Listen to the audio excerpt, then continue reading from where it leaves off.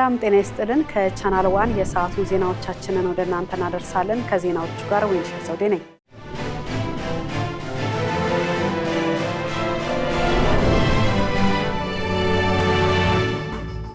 በሀገር ውስጥ ዜናዎቻችን ጀምራለሁ።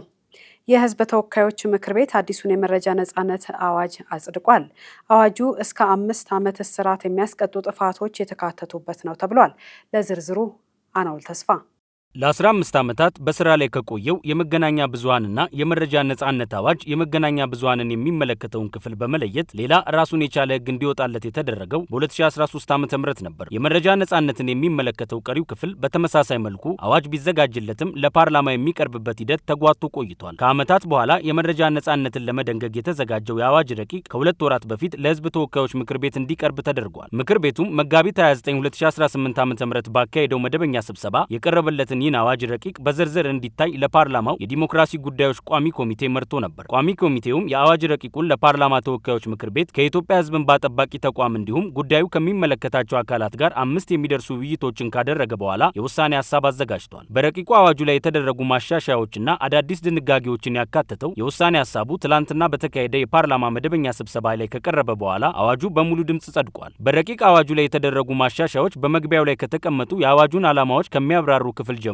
ልዩ ልዩ ድንጋጌዎች እስከተዘረዘሩበት ድረስ ያሉትን የሸፈኑ ናቸው። ከነዚህ ማሻሻያዎች መካከል ከመረጃ አሰጣጥ ጋር የተያያዙ እስከ 5 ዓመት እስራት የሚያስቀጡ የጥፋት አይነቶች ይገኙበታል። በሌላ በኩል ምክር ቤቱ የሕግ ፍትህ ጉዳዮች ቋሚ ኮሚቴ የፌዴራል ሸሪዓ ፍርድ ቤቶች ረቂቅ አዋጅን አስመልክቶ ያቀረበውን ሪፖርትና የውሳኔ ሀሳብ መርምሮ አዋጁን አጽድቋል። የሕግና ፍትህ ጉዳዮች ቋሚ ኮሚቴ ሰብሳቢ ጸገነት መንግስቱ በዚህ ወቅት እንደገለጹት የማሻሻያ ረቂቅ አዋጁ የኢትዮጵያ የፍትህ ስርዓት በማሻሻል ረገድ የጎላ ፋይዳ ይኖረዋል። የተዘጋጀው ረቂቅ አዋጅም የፌዴራል ሸሪዓ ፍርድ ቤት ሰበር ሰሚ ችሎትን ለማቋቋም የፍርድ ቤቶችን የሥራ ተደራሽነት ይበልጥ ለማስፋፋት እንደሚረዳም ጠቁመዋል። በዚህም አዋጅ ቁጥር 1428/2018 ሆኖ ተሻሽሎ በሙሉ ድምጽ ጸድቋል። በደቡብ አፍሪካ የሚገኙ ኢትዮጵያውያን ላይ ጥቃቶች ሊፈጸሙ የሚችሉበት አዝማሚያ ስላለ ኢትዮጵያውያን ጥንቃቄ የተሞላበት እንቅስቃሴ እንዲያደርጉ በደቡብ አፍሪካ የሚገኘው የኢትዮጵያ ኤምባሲ አሳስቧል። በደቡብ አፍሪካ የኢትዮጵያ ኤምባሲ በሀገሪቱ ያለውን ወቅታዊ ሁኔታ እየተከታተለና ከመንግስት ጋር አስፈላጊውን ግንኙነት በማድረግ ላይ እንደሚገኝ አስታውቋል። የደቡብ አፍሪካ መንግስት በስደተኞች ላይ የኃይል ጥቃቶች እንዳይደርሱ በሁሉም አካባቢዎች ተገቢውን ጥበቃ እንዲያደርግ አስታውሷል። ሁሉም ጉዳዮች በሕጉ መሰረት እንደሚከናወኑና በቀጣይም የሀገሪቱ መንግስት የጸጥታ ማስከበር ተግባሩን እንደሚያጠናክር ኤምባሲው በመግለጫው ተናግሯል። በዚህም በስደተኞች ላይ ህገወጥ ድርጊትና ጥቃቶች ሊፈጸሙ የሚችሉበት ሁኔታዎች መታየታቸውን ኤምባሲው አስረድቷል። ከሚኖሩበት አካባቢ የመንግስት አካላትና የኮሚኒቲ አደረጃጀቶች ጋር የቅርብ ግንኙነት እንዲያደርጉ፣ መረጃዎችንም እንዲለዋወጡ እንዲሁም አስፈላጊውን ጥንቃቄ እንዲያደርጉ ጥሪ ቀርቧል። የሚኒስትሮች ምክር ቤት በ57ኛ መደበኛ ስብሰባው የብድርና ፖሊሲ ውሳኔዎችን አጽድቋል። አማሩ ገብሩ የሚኒስትሮች ምክር ቤት ዛሬ ባካሄደው 57ኛ መደበኛ ስብሰባው ከ800 ሚሊዮን ዶላር በላይ የሚገመት የብድር ስምምነቶችን የኒው ዴቨሎፕመንት ባንክን አባልነት እንዲሁም 2 ታሪካዊ የፖሊሲ ማሻሻያዎችን አጸድቋል። ምክር ቤቱ ከዓለም አቀፍ የልማት ማህበር ጋር የተፈረሙ 3 የብድር ስምምነቶችን ያጸደቀ ሲሆን ለዘላቂ ልማት ፖሊሲ ማስፈጸሚያ 600 ሚሊዮን ዶላር፣ ይህም በዓለም አቀፍ የገንዘብ ድርጅት የሂሳብ መዝገብ መለኪያ 437.4 ሚሊዮን ኤስዲአር፣ ለማህበረሰብ ተኮር የመሬት አያያዝ 145.5 ሚሊዮን ኤስዲአር እና ለአየር ንብረት የማይበገር የመስኖ ልማት 54.6 ሚሊዮን ኤስዲአርን ያካትታል። ረቂቅ አዋጁ ለሕዝብ ተወካዮች ምክር ቤት የተላለፈ ሲሆን የመጨረሻው ጽድቅ ይጠበቃል። በሌላ በኩል ኢትዮጵያ የኒው ዴቨሎፕመንት ባንክ አባል ለመሆን የሚያስችል ረቂቅ አዋጅ በምክር ቤቱ ጸድቋል። ይህም እርምጃ ለሀገሪቱ ተጨማሪ የልማት ፋይናንስና የመሰረተ ልማት ድጋፍ አማራጮችን ከመፍጠሩም በላይ የደቡብ የፋይናንስ ትስስርን እንደሚያጠናክር ታምኖበታል። ምክር ቤቱ ከፍተኛ ትኩረት ያገኙ 2 አዳዲስ ፖሊሲዎችን በሙሉ ድምጽ አጽድቋል። የ2006ን የኮንስትራክሽን ኢንዱስትሪ ፖሊሲ በመተካት የዘርፉን ምርታማነትና የቴክኖሎጂ አቅም ለማሳደግ ያለመ አዲስ ፖሊሲ እንዲሁም የ1997ን ፖሊሲ በመተካት ወቅታዊ የከተማ እድገቶችን የሚያጠናክር የከተማ ልማት ፖሊሲ ናቸው። ሁለቱም ፖሊሲዎች ከዛሬ ሰኔ 19 ቀን 2018 ዓ.ም ጀምሮ በስራ ላይ እንዲውሉ ተወስኗል። በተጨማሪም የውሃና ኢነርጂ፣ የቤተ መዛግብትና ቤተ መጻሕፍት እንዲሁም የትምህርት ምዘናና ፈተናዎች አገልግሎት ተቋማት የሚሰጧቸውን አገልግሎቶች የክፍያ ማሻሻያ ረቂቅ ደንቦች የጸደቁ ሲሆን በነጋሪት ጋዜጣ ታትመው ከወጡበት ቀን ጀምሮ ተግባራዊ ይሆናሉ። የሀገር በቀል ኢኮኖሚ ማሻሻያው የተረጋጋና ተወዳዳሪ የንግድ ስነ ምህዳር ፈጥሯል ተባለ። አማሩ ገብሩ ተጨማሪ ይዟል። በኢትዮጵያና በብሪታንያ መካከል ያለውን ኢኮኖሚያዊ ትብብር ለማጠናከር በለንደን በተካሄደው የእንግሊዝ ኢትዮጵያ የንግድ ኢንቨስትመንት ፎረም 2026 ላይ የውጭ ጉዳይ ሚኒስትር ጌዲዮን ጢሞቴዎስ ተገኝተዋል። በወቅቱ ሚኒስትሩ እንደገለጹት የኢትዮጵያ የሀገር በቀል ኢኮኖሚ ማሻሻያ የውጭ ምንዛሬ ግኝትን በማሳደግ ረገድ ተስፋ ሰጪ ውጤት ማስመዝገቡንና የተረጋጋ ተገማችና ተወዳዳሪ የንግድ ኢንቨስትመንት ስነ ምህዳር መፍጠሩን ገልጸዋል። ሚኒስትሩ ኢትዮጵያ በ2019 የጀመረችውን ማሻሻያ በሐምሌ 2024 ወደ ላቀ ደረጃ ማሸጋገር የውጭ ምንዛሬ ተመን በገበያ እንዲወሰን ማድረጓን አስታውሰዋል። ከዚህ በተጨማሪ ዘመናዊ የገንዘብ ፖሊሲና ጠንካራ የታክስ አስተዳደር ስርዓት መዘርጋቱን ጠቅሰው የመንግስት የልማት ድርጅቶች ተሃድሰው ቁልፍ የኢኮኖሚ ዘርፎች ለግሉ ዘርፍ ክፍት መሆናቸውን አብራርተዋል። በሪፎርሙ ምክንያት የውጭ ምንዛሬ አቅርቦት ችግር እንደተቃረነ የጠቆሙት ሚኒስትሩ የተሟላው ማክሮ ኢኮኖሚ ሪፎርም የሀገር ውስጥ ገቢን በ61 በመቶ እንዳሳደገና ወደ ውጭ የሚላከውን ምርት በ119 በመቶ አሳድጎታል ብለዋል። ዶክተር ጌዲዮን ኢትዮጵያ ከ120 ሚሊዮን በላይ ሕዝብ ያላት ትልቅ ገበያ መሆኗን ጠቅሰው የውጭ ባለሀብቶች በዘመናዊ ግብርና፣ በአምራች ኢንዱስትሪ ወይም የኢትዮጵያ ታምርት ንቅናቄ እንዲሁም በማዕድን ዘርፎች ላይ ኢንቨስት እንዲያደርጉ ጥሪ አቅርበዋል። በመጨረሻም የሪፎርሙ ዋነኛ ትኩረት ተቋማትን ማጠናከር እንደሆነና ኢትዮጵያ የግሉን ኢንቨስትመንት እንደ ረጅም ጊዜ የልማት አጋር እንደምትመለከት ገልጸው የእንግሊዝ ባለሀብቶችና የንግዱ ማህበረሰብ በኢትዮጵያ በተለያዩ ዘርፎች እንዲሰማሩ መንገዱ ክፍት መሆኑን አረጋግጧል። የጎንደር ዩኒቨርሲቲ ለታዋቂው የሰው ዘር ጥናት ምሁር ፕሮፌሰር ዶናልድ ካርል ዮሐንሰን የክብር የሳይንስ ዶክትሬት ዲግሪ ሰጥቷል። ዝርዝሩ የኤፍራታ ጥላውን ነው። የጎንደር ዩኒቨርሲቲ በሰው ልጅ አመጣጥ ሳይንስ ዘርፍ ላበረከቱት የላቀ አስተዋጽኦ በምርምርና በትምህርት ዘርፍ ለዓለም ያበረከቱትን የዕድሜ ልክ አገልግሎት እንዲሁም የኢትዮጵያ የሰው ልጅ መገኛ ምድር መሆኗን በዓለም አቀፍ ደረጃ ለማስተዋወቅ ላደረጉት ታላቅ ሚና እውቅና በመስጠት ለፕሮፌሰር ዶናልድ ካርል ጆሃንሰን የክብር የሳይንስ ዶክትሬት ዲግሪ ሰጥቷል። ፕሮፌሰር ጆሃንሰን በ1974 ዓ.ም በኢትዮጵያ አፋር ክልል ውስጥ ሉሲ ወይም ድንቅነሽ በመባል የምትታወቀውን የ3.2 ሚሊዮን ዓመት ዕድሜ ያላት የሰው ዘር ቅሪተ አካል በማግኘታቸው በዓለም አቀፍ ደረጃ ታዋቂ ሆነዋል። ይህ ግኝት የሰው ልጅ ዝግመተ ለውጥን የሚመለከቱ ሳይንሳዊ እውቀቶችን በእጅጉ የቀየረ ሲሆን የቀደሙ የሰው ልጅ ዝርያዎች አእምሯቸው ከማደጉ በፊት በሁለት እግራቸው ቀጥ ብለው ይራመዱ እንደነበር ለማረጋገጥ ወሳኝ ማስረጃ ሆኗል። ፕሮፌሰር ጆሃንሰን ከቺካጎ ዩኒቨርሲቲ በአንትሮፖሎጂ የዶክትሬት ዲግሪ አግኝተዋል። በኋላም በሰው ልጅ መገኛ ጥናት ታሪክ ውስጥ ከፍተኛ ስፍራ ያለውን የሉሲን ግኝት በማሳካት ለሳይንሱ ዘርፍ የማይረሳ አሻራ አስቀምጠዋል። ፕሮፌሰር ጆሃንሰን በአሪዞና ስቴት ዩኒቨርሲቲ የሰው ልጅ ዝግመተ ለውጥና ማህበራዊ ለውጥ ትምህርት ቤት የክብር ፕሮፌሰር ሲሆኑ እንዲሁም የሰው ልጅ አመጣጥ ጥናት ተቋም መስራች ዳይሬክተርም ናቸው። ሉሲ ዘ ቢጊኒንግስ ኦፍ ሂውማንካይንድ የተሰኘውን መጽሐፍ ጨምሮ በርካታ ሳይንሳዊ ስራዎችን በማበርከት በማስተማርና ለሕዝብ ተደራሽ የሆኑ የሳይንስ ስራዎች ላይ በመሳተፍ የሰው ልጅ ዝግመተ ለውጥ ሳይንስ በዓለም አቀፍ ደረጃ እንዲታወቅ አስተዋጽኦ አድርገዋል። በተጨማሪም የኢትዮጵያን ቅርሶች ለመጠበቅና ለማስተዋወቅ ከፍተኛ ሚና ተጫውተዋል። ዩኒቨርሲቲው ፕሮፌሰር ጆሃንሰን ለሰው ልጅ መገኛ ሳይንስ ያበረከቱትን ታላቅ አስተዋጽኦ በሰው ዘር መነሻ ጥናት ውስጥ የኢትዮጵያን ሚና በማጉላት ያሳዩትን ክብርና ለዓለም አቀፍ ትምህርትና ምርምር ያበረከቱትን ልዩ አገልግሎት በማድነቅ ይህንን ከፍተኛ ክብር አበርክቶላቸዋል። በኢትዮጵያ የሕግ አገልግሎት ዘርፍን ትልቅ ደረጃ ለማሸጋገር 4 ታዋቂ ሀገር በቀል የሕግ ድርጅቶች በጋራ በመዋሃድ ታዛ ሌጋል ኤልኤልፒ የተሰኘ ግዙፍ ሙሉ አገልግሎት ሰጪ የሕግ ድርጅት መመስረታቸውን በይፋ አስታወቁ። ዝርዝሩን የተከታተለችው ጸጋነች ተሰማ እንደሚከተለው ታቀርበዋለች። በኢትዮጵያ የሕግ ማህበረሰብና የንግድ ምህዳር ውስጥ አዲስ ምዕራፍ ከፋች የተባለለትን ይህን ድርጅት አስመልክቶ ትላንት ምሽት በኢትዮጵያ ንግድ ባንክ ዋና መስሪያ ቤት መግለጫ ተሰጥቷል። ድርጅቱ በሀገሪቱ እያደገ ለሚገኘው የንግድና የኢንቨስትመንት ዘርፍ ዘመናዊና ተቋማዊ የሕግ አገልግሎት ለመስጠት ያለመ መሆኑ ነው ተብሎለታል። በዚህም መስፍን ታፈሰ የሕግ ቢሮ፣ ታምሩ ወንድማገኙና አጋሮቹ መቅደስ መዝገቡ የሕግ ቢሮና ሀና ሙልጌታ የሕግ ቢሮ የተባሉ 4 የሕግ ቢሮዎች በአንድ ስር በመሰባሰብ አዲሱን የሕግ ተቋም መመስረታቸውን አስታውቀዋል። What we are witnessing today is more than a launch of a new law firm. ዛሬ የምንመለከተው አዲስ የህግ ቢሮ ከመመረቅ በላይ የሆነ ነገር ነው። ይህ ራዕይንና ሙያዊ ብቃትን ያጣመረ ጠንካራ ተቋም መፈጠሩን ያሳያል። ሰዎች በአንድ የጋራ ዓላማ ዙሪያ ሲሰባሰቡ ጠንካራና ጽኑ ይሆናሉ። የዛሬው ትብብርም ይህንን እውነታ በግልጽ ያሳያል። ይህን አጋጣሚ ልዩ የሚያደርገው በአንድነት የተዋሃዱት የህግ ቢሮዎች እያንዳንዳቸው ቀድሞውኑ በራሳቸው ስኬታማ መሆናቸው ነው። ስለዚህ ይህ ውህደት ድክመትን ሳይሆን ጥንካሬን፣ ግዴታን ሳይሆን ሩቅ አሳቢነትን፣ ለውድቀት የተሰጠ ምላሽ ሳይሆን ለወደፊቱ የታሰበ ኢንቨስትመንት መሆኑን ያሳያል።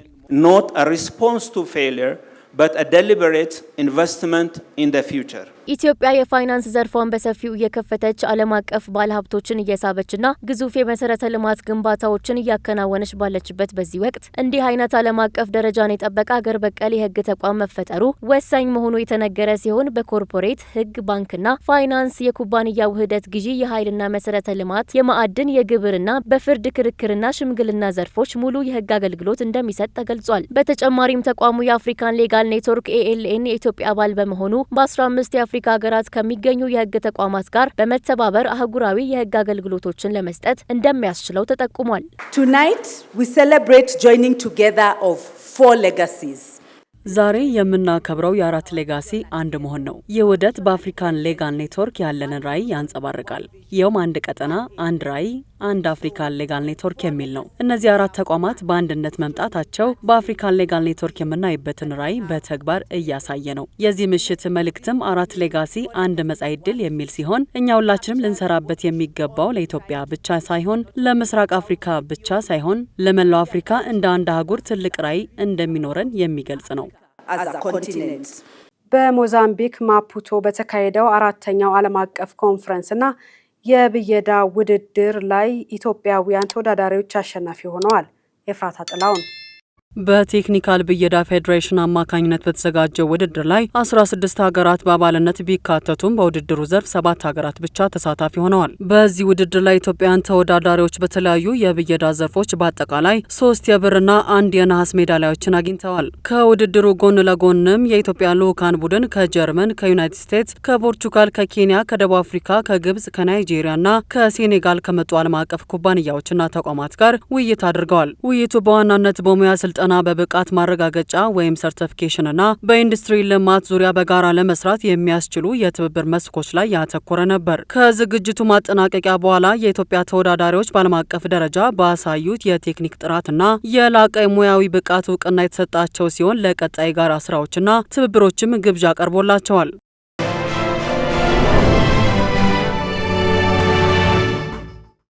ከውጭ ምንጮች ወዳገኘናቸው መረጃዎቻችን አልፋለን። 76 በመቶ ያህል የተለያዩ ሀገራት ዜጎች በፕሬዝዳንት ዶናልድ ትራምፕ ዓለም አቀፍ አመራር ላይ እምነት እንደሌላቸው ገለጹም። ዓለም በአሜሪካ ላይ ያለው አመኔታ በትራምፕ ምክንያት እጅጉን ቀንሷልም ተብሏል። አናውል ተስፋ ተጨማሪ ይዞበታል። በፒው የምርመራ ማዕከል በ36 ሀገራት ውስጥ ከ42000 በላይ ሰዎችን በማሳተፍ የተደረገ አዲስ ዓለም አቀፍ የህዝብ አስተያየት ጥናት እንደሚያሳየው በፕሬዝዳንት ዶናልድ ትራምፕ ሁለተኛ የስልጣን ዘመን የውጭ ፖሊሲ ምክንያት በዓለም ዙሪያ ለአሜሪካ ያለው አመኔታ በከፍተኛ ሁኔታ ቀንሷል። በጥናቱ ከተካተቱ ሰዎች መካከል 76 በመቶ ያህሉ በትራምፕ ዓለም አቀፍ አመራር ላይ እምነት እንደሌላቸው የገለጹ ሲሆን 23 በመቶ ብቻ ናቸው እምነት እንዳላቸው የተናገሩት። በተለይም እንደ ቱርክ፣ ስዊድን እና ሜክሲኮ ባሉ ሀገራት በትራምፕ ላይ ያለው አሉታዊ አመለካከት እጅግ ከፍተኛ ሆኖ ተመዝግቧል። ይህም የአመኔታ መውረድ በዋነኝነት የተከሰተው ትራምፕ በሚከተሏቸው ጠንካራና ግጭት ቀስቃሽ የውጭ ፖሊሲዎች ሳቢያ እንደሆነም ጥናቱ ያመላክታል። ትራምፕ በዓለም አቀፍ ደረጃ የጣሉት የቀረጥ ፖሊሲ፣ የጋዛና የኢራን ጉዳይ አያያዛቸው፣ በቬንዙዌላ የቀድሞ መሪ ማዱሮ ስምምነት ላይ የወሰዷቸው አወዛጋቢ እርምጃዎች፣ ግሪንላንድን ለመውሰድ ማቀዳቸው እንዲሁም ለዩክሬን የሚያደርጉትን ወታደራዊ ድጋፍ መቀነሳቸው ከፍተኛ ትችት አስከትሎባቸዋል። በዚህም ምክንያት እንደ እንግሊዝና ካናዳ ያሉ የቀድሞ የቅርብ የአሜሪካ ወዳጅ ሀገራት እንኳን አሜሪካ እንደ አስተማማኝ አጋር የመመልከት መጠናቸው በ4 ዓመታት ውስጥ በከፍተኛ ሁኔታ ማሽቆልቆሉ ታይቷል። የተባበሩት መንግስታት ዓለም አቀፍ የማሪታይም ድርጅት በሆርሙዝ ወሽመጥ ስታልፍ በነበረችው አንድ የጭነት መርከብ ላይ የደረሰውን ጥቃት ተከትሎ በወሽመጡ ማለፊያ አጥተው የቆዩ ከ11000 በላይ ባህርተኞችን ለማስወጣት የያዘውን እቅድ በጊዜያዊነት አቁሟል። ዝርዝሩ የሄሮዳይት ንጉሴ ነው። ከጥቃቱ አስቀድሞ በርካታ ጀልባዎች ማለፋቸውን የገለጹት የተቋሙ ዋና ኃላፊ አርሴኒዮ ዶሚንጌዝ ሌሎች ጉዞዎችን ለማድረግ ግን በቅድሚያ አስፈላጊውን የደህንነት ማረጋገጫ መኖሩ ሊረጋገጥ እንደሚገባ ገልጸዋል። የብሪታንያ የባህር ላይ የደህንነት ተቋም ትላንት ሐሙስ ባወጣው መረጃ በኦማን ከሚገኘው የዳሂት ወደብ በስተደቡብ ምስራቅ 7.5 ኖቲካል ማይል ርቀት ላይ አንዲት መርከብ ማንነቱ ባልታወቀ ተተኳሽ መመታቷ ታውቋል። በዚህ ጥቃት በሰዎች ላይ የደረሰ ጉዳት ስለመኖሩም አልተገለጸም። ቫንጋርድ የተባለው የማሪታይም የስጋት አስተዳደር ተቋም ደግሞ ኤቨርላቭሊ የተባለችው ይህች በሲንጋፖር ባንዲራ የምትንቀሳቀስ መርከብ ጥቃቱ ከተፈጸመ በኋላም ጉዞዋን መቀጠሏን አስታውቋል። የአሜሪካ ባለስልጣናት ኢራን መርከቧ ላይ ጥቃት ፈጽማለች ማለታቸውን የሀገሪቱ መገናኛ ብዙሃን ዘግበዋል። ኢራን የሆርሙዝ ወሽመጥን ለማስተዳደር ያቋቋመችው መስሪያ ቤት በበኩሉ ከተቀመጡት መስመሮች ውጭ የሚጓዙ መርከቦች ደህንነቱ የተጠበቀ ጉዞ የማድረግ ማረጋገጫ እንደማይኖራቸው አስጠንቅቋል። የፋርስ ባህረ ሰላጤ ወሽመጥ ባለስልጣን በኤክስ ገጹ ባሰፈረው ጽሑፍ ከተፈቀዱት መንገዶች ውጭ በመጠቀም ምክንያት ለሚፈጠር ማንኛውም መዘዝ ኃላፊነቱ የመርከቡ ባለቤት ኦፕሬተርና ዋና ኃላፊ ይሆናል ብሏል። አሜሪካና እስራኤል ከኢራን ጋር እያደረጉ ባለው ጦርነት የተነሳ ከየካቲት አንስቶ በመቶዎች የሚቆጠሩ መርከቦችና በሺዎች የሚቆጠሩ ባህርተኞች በፋርስ ባህረ ሰላጤ መውጫተው ቆመዋል። የተባበሩት መንግስታት ማክሰኞ ዕለት እነዚህን መርከቦች የማስወጣት እቅዱን ይፋ ያደረገው የሆርሙዝ ወሽመጥ በድጋሚ መከፈቱን ተከትሎ ነው። ኢራን፣ ኦማን፣ አሜሪካና ሌሎች የባህር ዳርቻው አገራት እንዲሁም የማሪታይም ኢንዱስትሪው የዚህ የግዙፍ ኦፕሬሽን ተባባሪዎች እንደሆኑ የተቋሙ ኃላፊ ዶሚንጌዝ ገልጸው ነበር። አሁን የጭነት መርከቧ ላይ ጥቃት ከተፈጸመ በኋላ ባወጡት መግለጫ ግን የተቀናጀ አካሄድና የጉዞ ደህንነትን ለማረጋገጥ ሲባል ተጨማሪ ግልጽነት እስከሚኖር ድረስ የማስወጣት እቅዱ በጊዜያዊነት ይቆማል ብለዋል። የቡርኪና ፋሶ ወታደራዊ መንግስት ፈረንሳይንና ኔቶን በእጅጉ ወቅሷል። ለሳህል ቀጠና አለመረጋጋት ዋነኛ መንስኤ ሁለቱ አካላት ናቸውም ሲል ወቅሷል። አሶሺየትድ ፕሬስ ባወጣው ዘገባ የቡርኪና ፋሶ ወታደራዊ መንግስት ባለስልጣናት በአውሮፓ ፓርላማ የቀረበባቸውን የሰብአዊ መብት ጥሰት፣ ያለ አግባብ እስርና የመገናኛ ብዙሃን ጭቆናና ውንጀላዎችን በሙሉ ውድቅ አድርገዋል። እነዚህ ክሶች የተሳሳቱ መረጃዎችና በርዕዮተ ዓለም አድሎ ላይ የተመሰረተ መሆናቸውን በመግለጽ መንግስት ሀገራዊ ሉዓላዊነትንና ደህንነትን ለማስከበር እየሰራ መሆኑን ወታደራዊ መንግስቱ አስገንዝቧል። የአውሮፓ ፓርላማ በሀገሪቱ የሲቪክ ነጻነቶች ላይ የተጣለ ገደቦችን የነቀፈበትንም የውሳኔ ሀሳብ በጥብቅ አውግዟል። ድርጊቱን በውስጥ ጉዳይ ላይ የተደረገ የአዲስ ቀኝ ገዥነት ጣልቃ ገብነት ነው ሲል የገለጸው የቡርኪና ፋሶ መንግስት የአውሮፓ ህብረት ሀገሪቱ እያጋጠማት ያሉትን የደህንነት ተግዳሮቶችና አማጺ ቡድኖችን ለመዋጋት እያሳየች ያለውን መሻሻል ሆን ብሎ ችላ ብሏል ሲል ከሷል። ህንድ ባንኮች የሰው ሰራሽ አስተውሎት ቴክኖሎጂን ከመጠቀማቸው በፊት በቦርድ ደረጃ የጸደቀ ጠንካራ የአደጋ መቆጣጠሪያ ማዕቀፍ እንዲኖራቸው የሚያስገድድ አዲስ ረቂቅ መመሪያ አወጣች። ባንኮች የሰው ሰራሽ አስተውሎት ቴክኖሎጂን የስራቸው ዋና አካል በማድረግ የአገልግሎት ጥራትንና ደህንነትን ለማሳደግ እየተጠቀሙበት ይገኛሉ። ይህ በብድር ግምገማ፣ በማጭበርበር መለየትና በደንበኛ አገልግሎት ዘርፍ እየታየ ያለው መሻሻል የፋይናንስ ተቋማትን ውጤታማነት በእጅጉ እያሳደገ ነው። ይሁን እንጂ ቴክኖሎጂው ከሚያመጣው ፋይዳ ጎን ለጎን ተያያዥ አደጋዎችን መቆጣጠር ወሳኝ ሆኗል። በዚህ ረገድ የህንድ ማዕከላዊ ባንክ ባወጣው አዲስ ረቂቅ መመሪያ ባንኮች የሰው ሰራሽ አስተውሎትና ማሽን ለርኒንግ ሞዴሎችን ሲጠቀሙ የቦርድ ደረጃ ድጋፍ ያለው የአደጋ አስተዳደር ማዕቀፍ እንዲኖራቸው አስገዳጅ ደንብ ዘርግቷል። ይህ አሰራር ባንኮች ጠንካራ የቁጥጥር ስርዓት፣ የሞዴል መዝገብና ግልጽ የኃላፊነት አወቃቀር እንዲኖራቸው ይፈልጋል። ማሳሰቢያው ተቋማት አደጋዎችን በአንድ ሞዴል ብቻ ሳይሆን በሁሉም ሞዴሎች በዘላቂነት መገምገም አለባቸው ይላል። ይህም ዘመናዊው የፋይናንስ ስርዓት በአስተማማኝ ሁኔታ እንዲመራ ለማድረግ የተወሰደ ወሳኝ እርምጃ ነው። መረጃው ከኢትዮጵያ አርቲፊሻል ኢንተለጀንስ ኢንስቲትዩት የተገኘ ነው። በእንግሊዝ ከ6 ህጻናት አንዱ ከመጠን በላይ ሙቀት ባለባቸው ቤቶች ውስጥ እየኖረ ሲሆን ይህም የእንቅልፍ መዛባትና ከባድ የጤና አደጋዎችን ያስከትላል ሲል አዲስ ጥናት አመላክቷል። ጥናቱን ተመልክታ ተከታዩን ዘገባ ያጠናቀረችው ሄሮዳይት ንጉሴ ናት። የሀገሪቱ ብሔራዊ የቤቶች ፌዴሬሽን እና የቻርተርድ የቤቶች ተቋም በመላ ሀገሪቱ ከፍተኛ የሙቀት መጠን በመኖሩ ከ70,000 በላይ ህጻናት ከመጠን በላይ በሞቃት ቤቶች ውስጥ እንደሚኖሩ አረጋግጠዋል።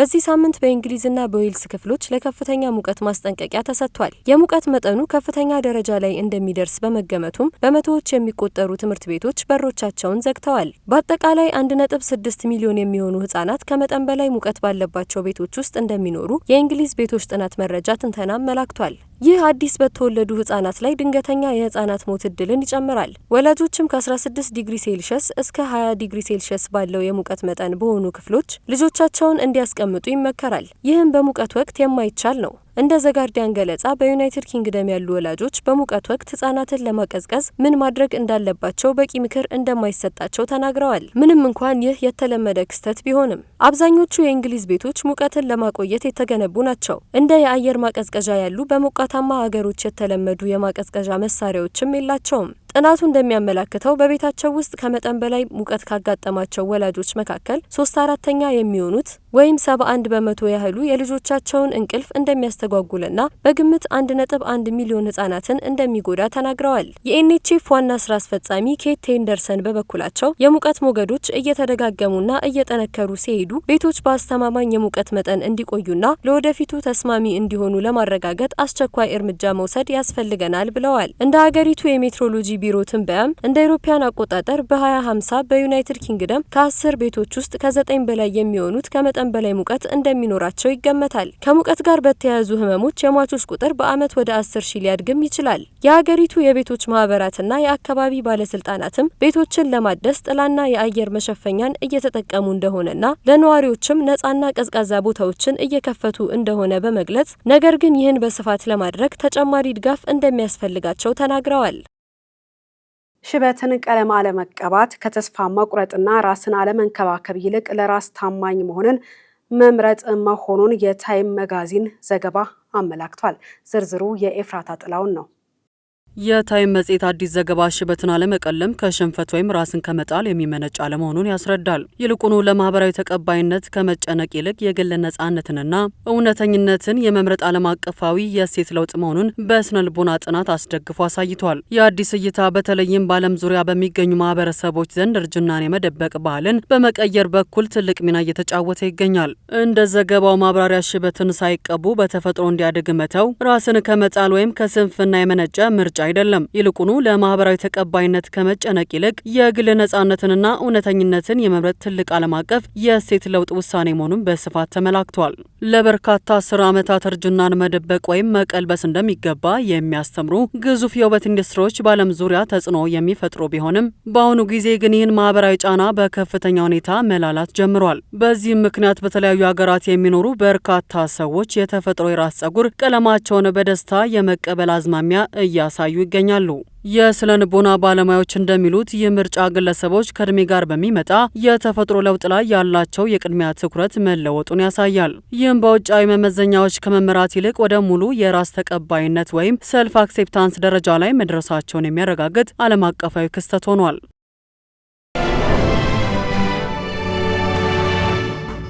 ወደ ቢዝነስ መረጃዎቻችን አልፋለን።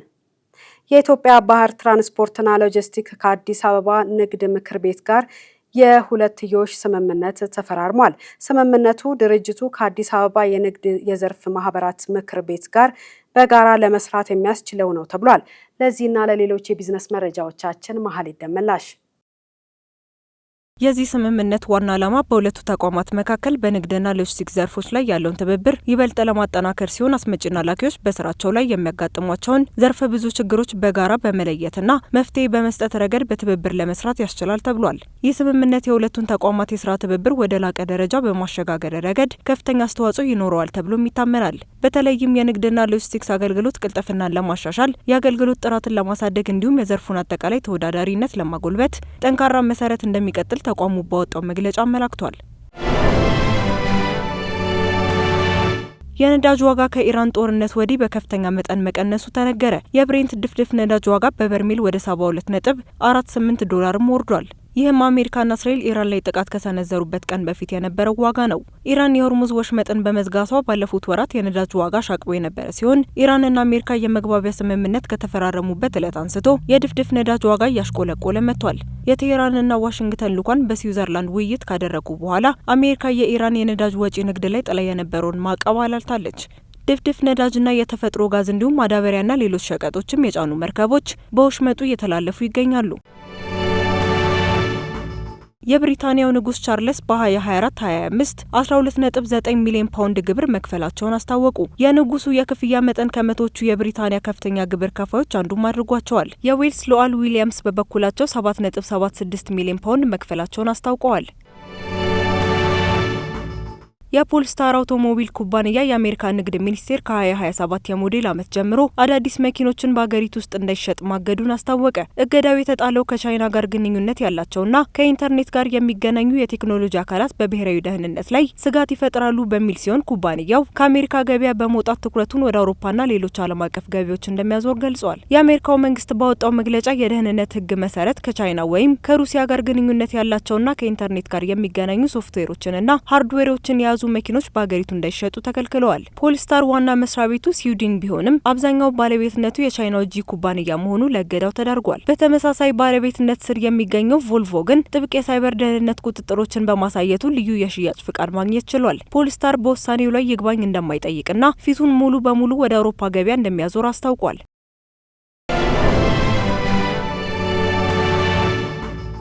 በመጨረሻም ስፖርት የ40 ዓመቱ ጀርመናዊ ግብ ጠባቂ ማኑዌል ፒተር ኑዌር በ5ኛ የዓለም ዋንጫ ተሳትፎ አዳዲስ ክብረ ወሰኖችን እያስመዘገበ ነው።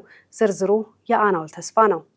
የባየር ሙኒኩ የግብ ዘብ የሆነው ጀርመናዊ ግብ ጠባቂ ማኑዌል ፒተር ኑዌር ባለፉት ሁለት የምድብ ጨዋታዎች ኩርሳውና ኮት ዲቫርን ጀርመን ስትረታ በቋሚነት የጀመረ ሲሆን እንዲሁም ትላንት በተደረገ ጀርመን ኢኳዶርን በገጠመችበት ጨዋታ በመሰለፍ አዲስ ክብረ ወሰንን አስመዝግቧል። በ20 የዓለም ዋንጫ ጨዋታዎች ላይ በመሰለፍ በፈረንሳዩ ግብ ጠባቂ ሁጎ ሉሬስ ተይዞ የነበረውን ሪከርድ በሁለት በማሻሻል ቀዳሚው ግብ ጠባቂ ሆኗል። ይህም ከቀድሞ የአገሩ ልጅ ሴባ ማየር የተሻለ የቦታው ተጫዋች ያደርገዋል። በሌላ በኩል ማኑዌል ፒተር ኑዌር ሌላ አዲስ ክብረ ወሰንም አስመዝግቧል። ከዚህ ቀደም የቀድሞ ጀርመናዊ ሉተር ማቲያስ በ40 ዓመት ከ79 ቀኑ ላይ ሆኖ በዓለም ዋንጫ መድረክ ላይ በመሳተፍ ይዞት የነበረውን ሪከርድ ማኑዌል ኑዌር በ40 ዓመት ከ84 ቀናት በመሰለፍ አሻሽሎታል። ከዓለም ዋንጫ ጋር በተያያዘ የአሜሪካ ሀገር ውስጥ ደህንነት ሚኒስቴር የኢራን ብሔራዊ ቡድን አባል ዛሬ አርብ ለሚደረገው የመጨረሻ የዓለም ዋንጫ የምድብ ጨዋታ ከአንድ ቀን ቀደም ብለው አሜሪካ እንዲገቡ ፍቃድ እንደሰጣቸው አሳውቋል። ቀደም ሲልም የኢራን ብሔራዊ ቡድን ባደረጋቸው ሁለት የዓለም ዋንጫ ጨዋታዎች ማለትም ከኒውዚላንድ ጋር 2-2 እንዲሁም ከቤልጅየም ጋር ባዶ ለባዶ በተለያየባቸው የሎስ አንጀለስ ከተማ ጨዋታዎች ወደ አሜሪካ እንዲገቡ የተፈቀደላቸው ጨዋታው ከመጀመሩ 24 ሰዓት በፊት ነበር። የኢራን ብሔራዊ ቡድንም በተጣለባቸው የቪዛ እገዳ ምክንያት በዓለም ዋንጫ ላይ ያላቸውን የመወዳደር ብቃት በተደጋጋሚ እየጎዳ ነው በማለት በተደጋጋሚ ቅሬታቸውን ሲያቀርቡ እንደነበረም ይታወሳል። ይሁንና ለዛሬ ምድብ የመጨረሻ ጨዋታ ግን ትላንትና አሜሪካ መግባታቸው ተረጋግጧል። የአሜሪካ የሀገር ውስጥ የደህንነት ሚኒስቴር ቃል አቀባይ በሰጡት መግለጫ የኢራን ብሔራዊ ቡድን አርብ ምሽት በሲያትል ለሚያደርገው ጨዋታ ከ2 ቀናት በፊት ወደ አሜሪካ እንዲገባ ፍቃድ ተሰጥቶታል ያሉ ሲሆን ነገር ግን ጨዋታው በተጠናቀቀ ዕለት መውጣት ይጠበቅባቸዋል በማለትም ተናግረዋል። የኢራን እግር ኳስ ፌዴሬሽንም ኢራንና ግብጽ በሚያደርጉት ጨዋታ ላይ ምንም አይነት የተለየ ባንዲራ እንዲሁም ስርዓት እንደማይፈቅድም ግልጽ አድርጓል። ትላንትና ማታ በተደረገ የዓለም ዋንጫ የምድብ ጨዋታ ኢኳዶር ጀርመንን 2-1 ስታሸንፍ አፍሪካዊቷ ኮት ዲቫር ኩርሳውን 2-0 አሸንፋለች። ጃፓን ከስዊድን 1-1፣ ፓራጓይ ከአውስትራሊያ ባዶ ለባዶ ሲለያዩ ቱርክ አሜሪካን 3-2 አሸንፋ አሳዛኝ ተሰናባች ሆናለች።